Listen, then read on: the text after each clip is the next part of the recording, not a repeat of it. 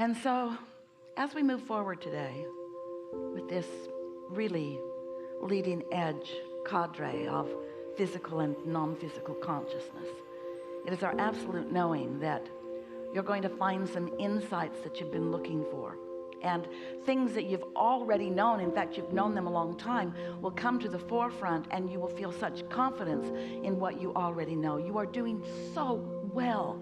This is an exercise in fine-tuning. There is nothing about saving anybody that's going on here today. There's nothing broken in you that we are here to fix. There is only angst in you that we are here to soothe.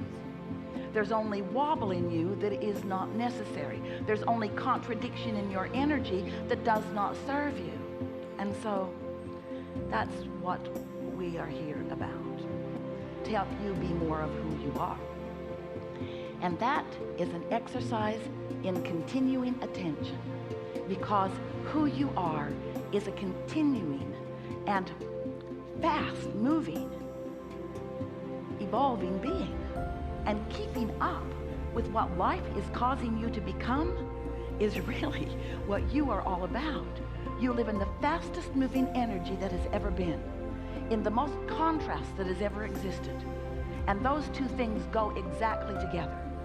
The reason that your evolution is so fast, that your expansion is so fast, and therefore your possible joyous experience is so certain, is because of the diversity that gives you pause to focus. And as you do it with so many others, and collectively you are creating so much that you are really wanting to move into.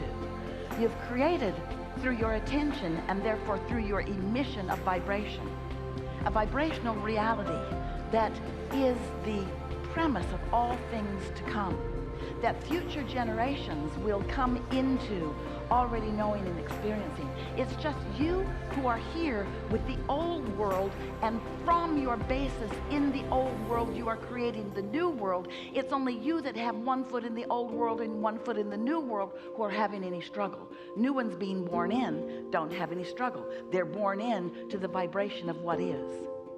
Now it's interesting, they come in through their mother's womb splat. Here they are in physical experience, dominantly non-physical energy.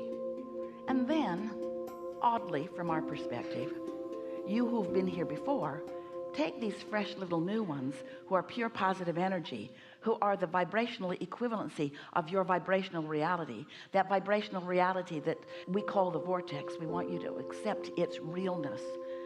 They are born in understanding all of that, but humans so often think it's important to give them really clear understanding of how things are in terms of already manifested, or more important, you think, how things have been that caused things to be how they are. Well, we agree with you partly, because how things have been and what you've lived and what you've launched vibrationally is why things are in this vibrational reality. But those new ones already feel that, and they are moving steadily toward their manifestation of this new reality.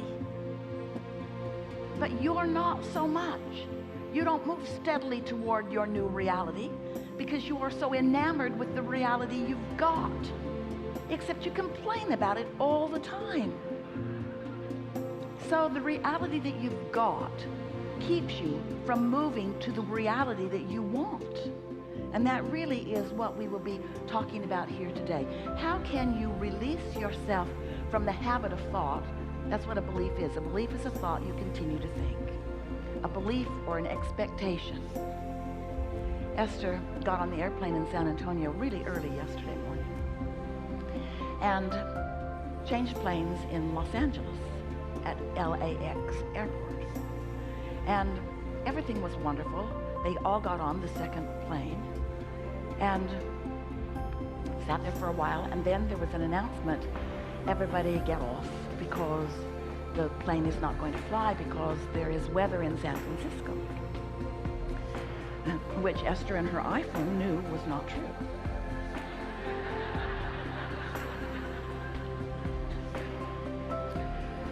So they got off, and now Esther is flying early enough that she knows that no matter what the airline decides to do, she can get in a car and drive here. It's within her ability to do that. So she was at ease knowing that she was not going to miss all of you. But as she sat there, there was a woman, really quite animated, who was talking with the gate agent with clarity and a loud voice. And sadly, she reminded Esther of herself. Because she wasn't just going to take at face value what they were saying. And as Esther listened to her, what she said made sense, even though it clashed with Esther's desire. She was saying that something, most likely some sort of anticipated weather, had slowed the San Francisco airport down enough that everyone no longer had a gate or a landing slot. And Esther had heard that before. It resonated with something that she'd heard before. And so, as Esther listened to her reasoning, the man at the gate, he was a supervisor, he listened to her, to this woman, and sort of gave her a nod and a wink that she was onto something. But Esther had done something as she came off the airplane. As she came off the airplane, she stuck her head and her first foot and her second foot and most of her body inside the cockpit.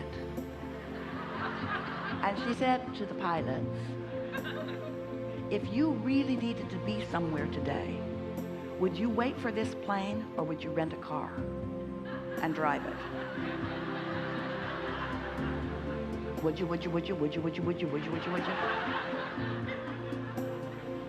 And the captain of the ship said, I wouldn't drive it. I'd wait for this airplane. And Esther thought, good enough. So here's Esther. She's had experiences where they have delayed a flight and delayed it and delayed it and delayed it and delayed it and delayed it and then finally canceled it.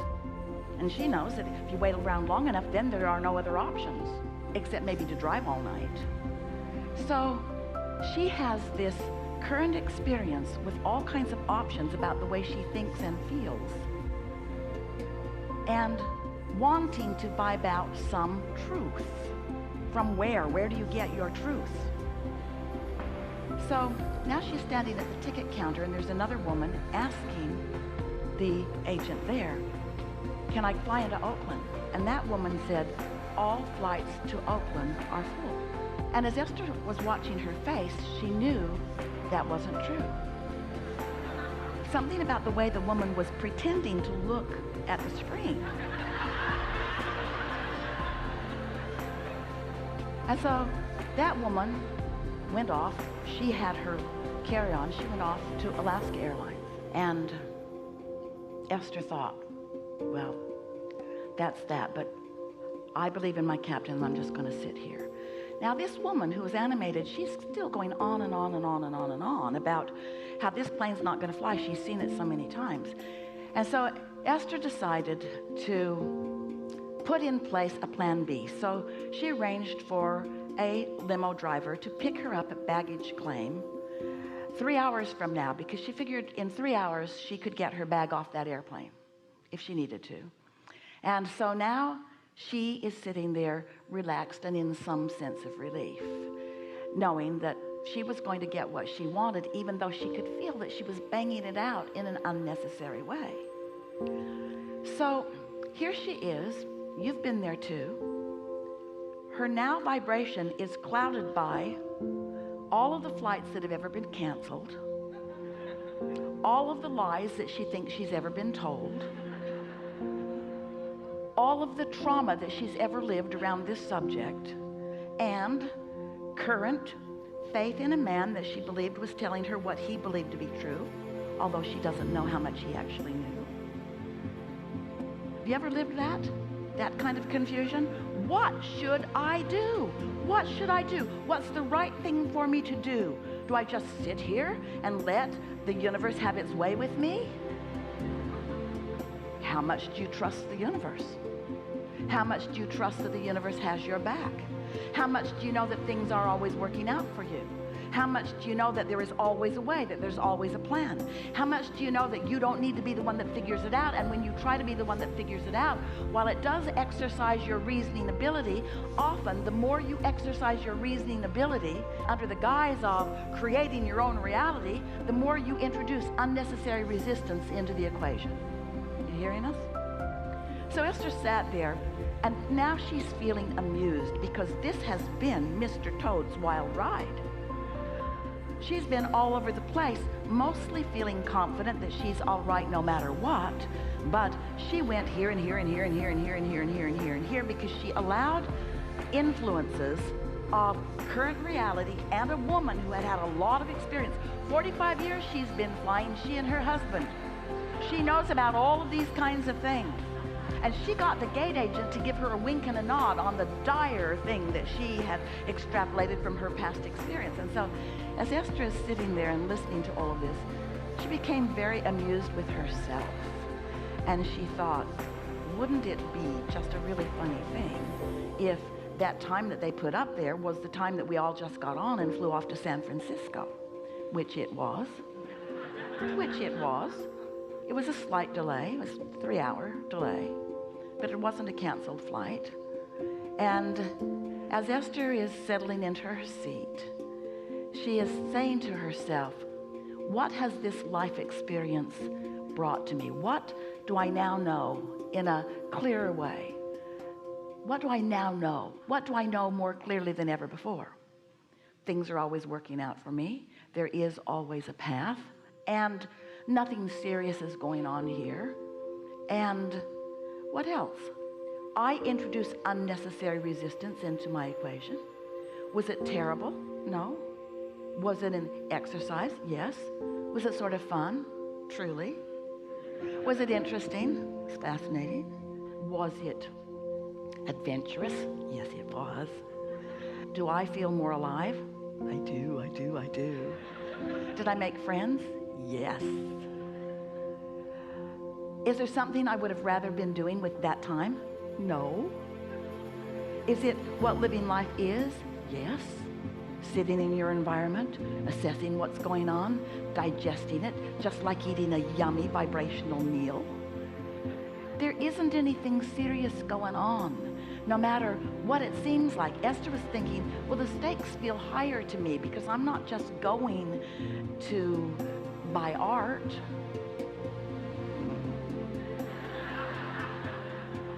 I'm going for something really that feels important to me. I can't just not go. Was that ever an option? Was that ever really on the table? I can't go. And yet, isn't it sometimes tempting for you to play out the worst case scenario? You know why you do that? Because you want to feel adventure. You know why you play out the worst case scenario? You want to prove your worthiness. You know why you play out the worst case scenario? You want to triumph. Here I come to save the day. All of those reasons. So our encouragement to you is be playful in your life and have fun with it. And let the universe surprise you and delight you in as many ways as you want. But never ask the universe to give you exactly what you've planned. Because if the universe only ever gives you exactly what you've planned from your very narrow point of view, you're going to have a really boring life. But if you allow the universe to reach out to all of the possibilities, knowing who you are and what you want, and if you've practiced your knowing that things always work out for you, then you can be an active participant, that's important, in this unfolding drama of the way the universe will stand on its head to give you whatever you want whenever you want it. Welcome to planet Earth. Welcome to vast contrast and diversity. Welcome to infinite choices and possibilities. Welcome to the enlivenment of you. Welcome to the adventure of being out here on the leading edge, right where you want it to be. And never ever ask for the mundane, expected, everything on schedule, always just the way you wrote it in your book, because that will bore you to death. We've enjoyed this interaction immensely. There was a lot in there for you.